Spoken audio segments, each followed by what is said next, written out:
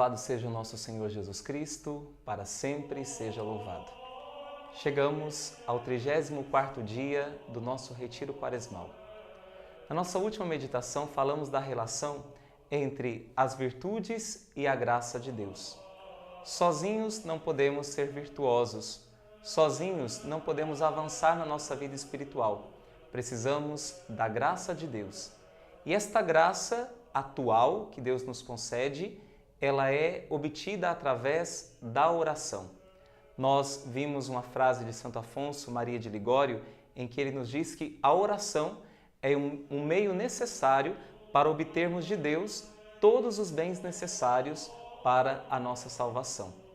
E Santo Afonso Maria de Ligório, no seu livro sobre a oração, ele é categórico quando ele diz: quem reza se salva, quem não reza certamente se condena. Esta frase pode nos assustar um pouco, mas é realmente isso.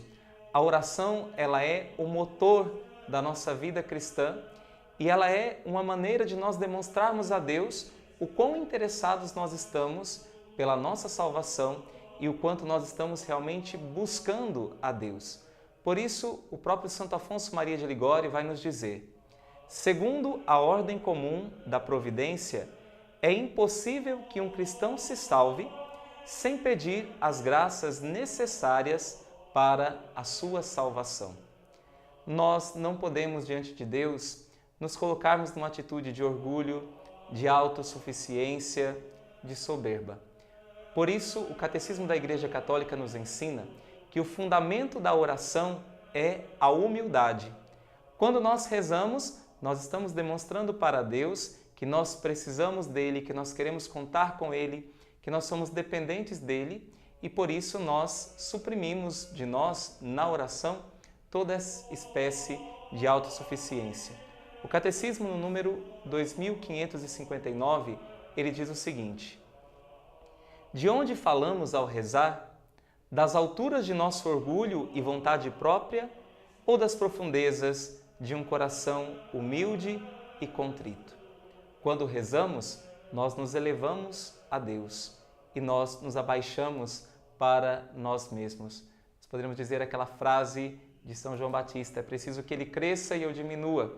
É preciso que cresça em mim, a graça de Deus cresça em mim e eu cada vez mais vá diminuindo. Por isso, a oração, ela é fundamentada na humildade e quando rezamos, demonstramos para Deus que precisamos e contamos com a graça dele. Santo Agostinho, ele nos diz que o homem, ele é um mendigo de Deus. Nós somos mendigos de Deus e devemos suplicar, sentirmos-nos necessitados dele o tempo inteiro e para tudo. Lembrando aquilo que Jesus nos dizia no Evangelho: sem mim, nada podeis fazer. É importante também nós percebermos que a própria graça da oração e de sermos bons orantes, ela também já é por si mesma uma graça de Deus. É Deus quem dá a graça de buscá-lo, é Deus quem nos dá a graça de desejá-lo, é Deus também quem nos dá a graça de nós nos tornarmos bons orantes, porque, em primeiro lugar, é Deus quem toma a iniciativa de nos procurar. Ele veio até nós, Ele se revelou a nós. São João da Cruz, ele expressa isso numa frase muito bonita em que ele diz: se a alma procura o amado, muito mais o amado, que é Deus, a procura. Se a alma procura o amado, muito mais o amado a procura. E a oração, então, ela é esta procura de Deus por nós e a nossa busca também por Ele. E nesse encontro dessas duas buscas acontece um profundo relacionamento, que é o que nós somos chamados a ter com Deus, a ter uma vida de intimidade. É por isso que Santa Teresa d'Ávila, ela também vai definir a oração de uma forma bastante simples e profunda. Ela diz: a oração é um diálogo de amizade com aquele que sabemos que nos ama. A oração, ela é um diálogo. Nós falamos ao coração de Deus, mas também ouvimos a Deus aquilo que Ele fala ao nosso coração. E é um diálogo de amizade, porque Jesus no Evangelho, Ele diz: já não vos chamo servos, porque o servo não sabe o que faz o seu senhor. Mas eu vos chamo amigos, porque vos dei a conhecer tudo o que recebi de meu Pai.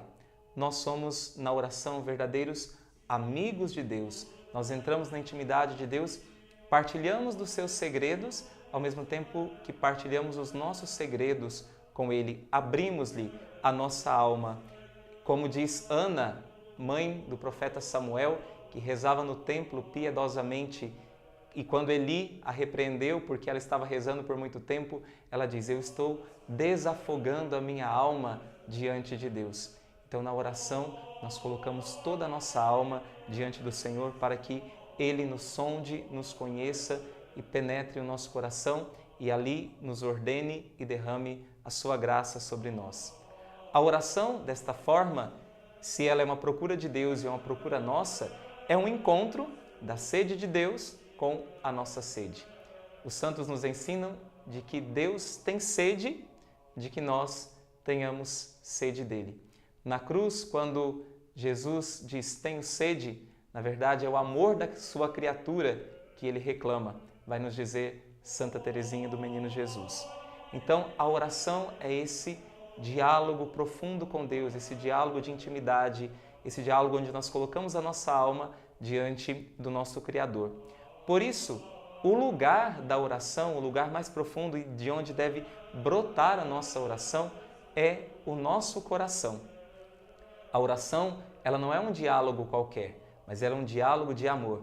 A própria Santa Teresa d'Ávila vai dizer: em nossa oração não vale tanto pensarmos muito, mas amarmos muito. A oração não deve ser para nós simplesmente um balbuciar de palavras sem sentidos. Nós precisamos colocar a nossa vontade, precisamos colocar a nossa intenção, precisamos colocar o nosso amor naquilo que rezamos. Quando é o coração que reza, Deus sempre escuta esta oração.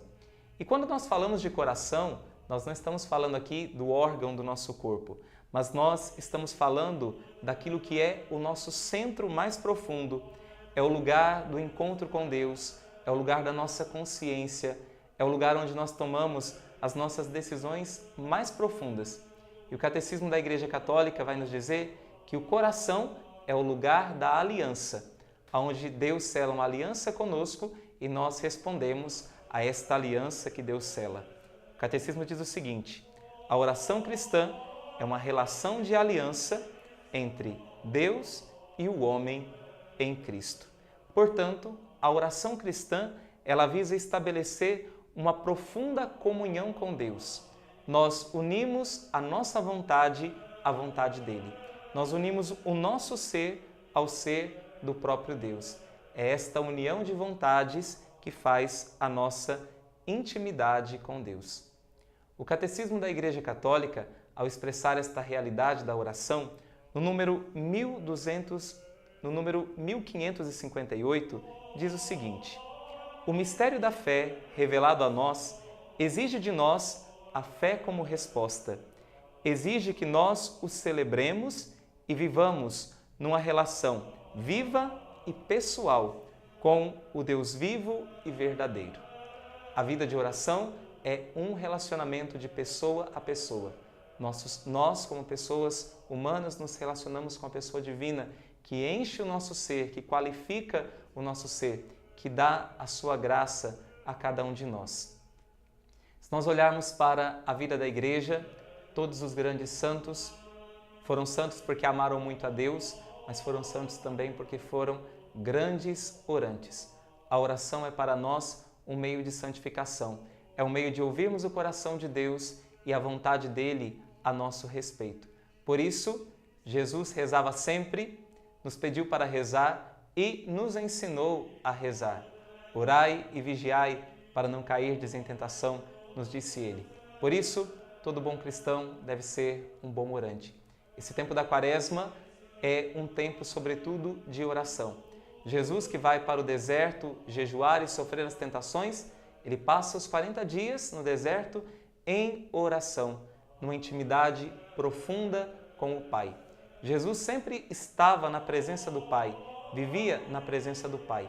E nós também somos chamados assim a viver numa estreita comunhão com o nosso Deus. Nesse dia você é convidado a rezar mais e também a refletir sobre esta realidade da oração na vida cristã. Por isso eu sugiro como texto de meditação a primeira carta aos Tessalonicenses, no capítulo 5, versículos de 16 a 22. E uma frase para meditação, você pode usar esta: a oração é uma relação de aliança com Deus. Deus te abençoe.